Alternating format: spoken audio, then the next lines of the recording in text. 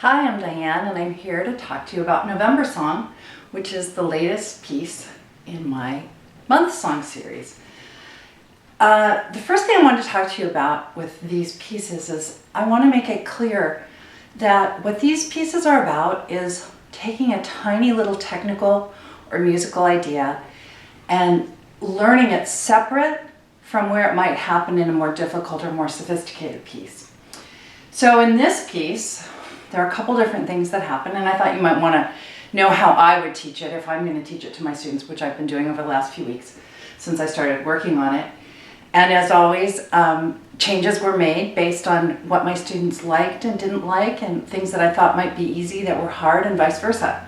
So one thing you can be sure of with all my pieces is that I've taught them several times, and they're kind of kid tested and adult tested with some of my less advanced adult students, which I think changes the way they come out, because it's different to write something that I could play than it is to write something and really watch a student struggle with it or enjoy it or come to grips with whatever it is that's in the piece that's a challenge for them.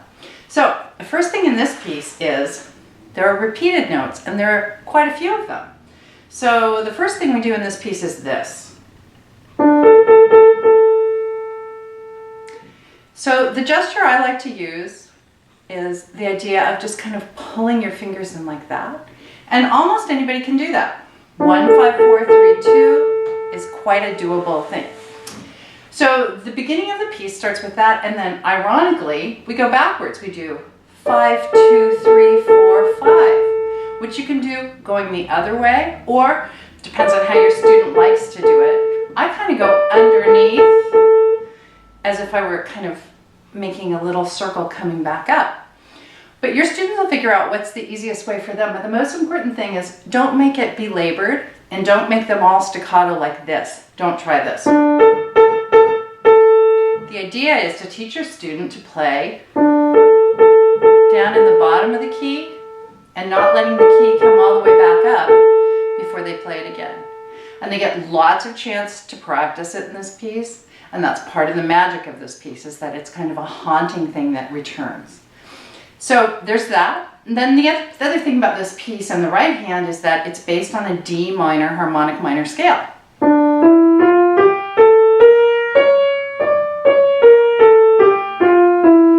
Which is the way that I remember harmonic minor the best, because the interesting interval, this augmented second, falls between two black keys. So one way you could approach this piece would be to have them play, and when they got into that position that puts them in, have them play 5 notes. Maybe see if they could change one of them and see what would happen. What if they did this? That's an interesting sound. There are all different ways that they could experiment with that and see if maybe they come up with that particular one. If they don't, you could guide them into it. But it would be worthwhile having played before they go on to try to play the rest of the piece. So that's one thing. Then another thing that I like to do with my students is I like to use highlighting tape, and I thought I'd just pull out a little bit of it. I keep it in all different colors of it in a little IKEA box like this.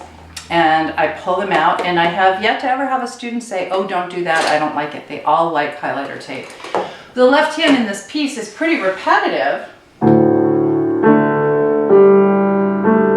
It does this a lot on D, but someplace down here at the bottom of the page, it switches. So instead of having them play it again in D and then saying, gosh, that was wrong, I would probably get some highlighter tape out and ask them to go through the piece and see where the first place is, where it changes.